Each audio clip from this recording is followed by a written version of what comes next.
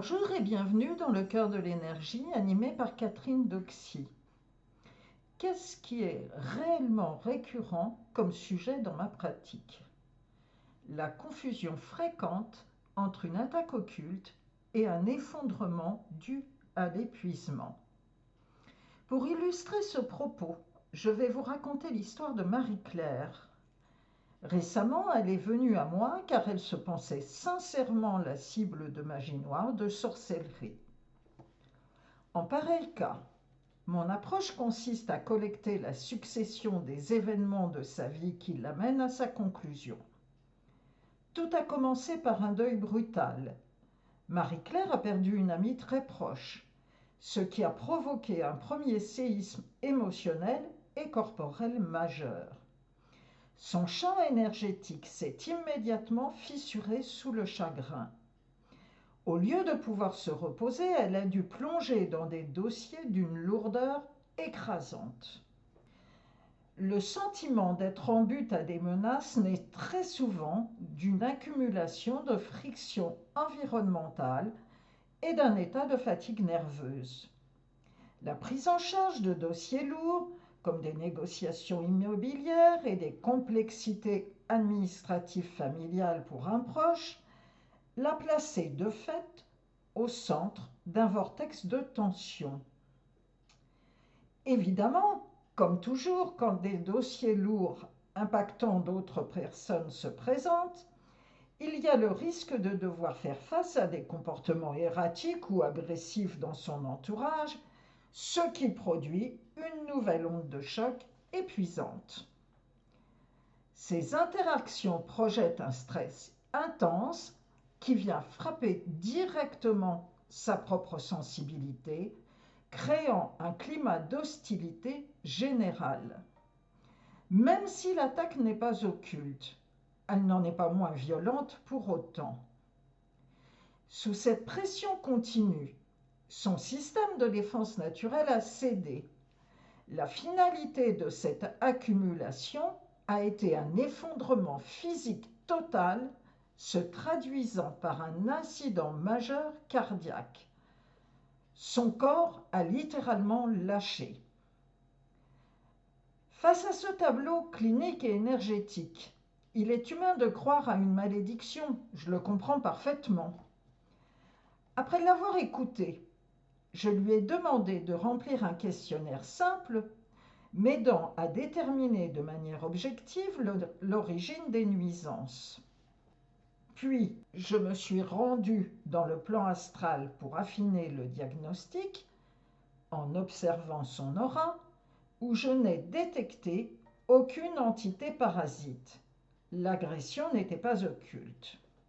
Je lui ai expliqué que lorsque la charge du chagrin, de la rancœur familiale et de l'angoisse administrative s'accumule sans répit, elle se transforme en une masse toxique. Cette masse frappe la sensibilité et épuise la vitalité. Ce n'est pas un ennemi invisible qui attaque, c'est le stress du quotidien qui dévore le sanctuaire intérieur.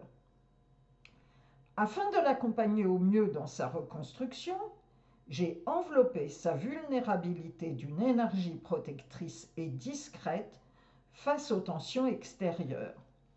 J'ai agi pour ralentir l'emprise de ce stress et harmoniser sa fréquence interne, lui offrant ainsi l'espace nécessaire pour faciliter sa propre réparation. Enfin, tout mon travail s'est concentré à stimuler sa résilience vitale en restant ancré dans la réalité de ses besoins énergétiques profonds. S'il est parfois légitime de chercher des ennemis dans les plans subtils, la réalité demande avant tout de mesurer la charge matérielle qui pèse sur vos épaules.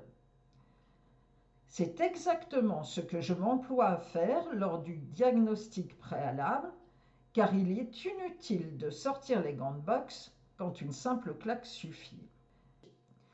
J'observe régulièrement ce mécanisme de défense basé sur la conviction d'être la cible d'assauts de sorcellerie alors qu'il s'agit d'un effondrement sous une énorme charge mentale.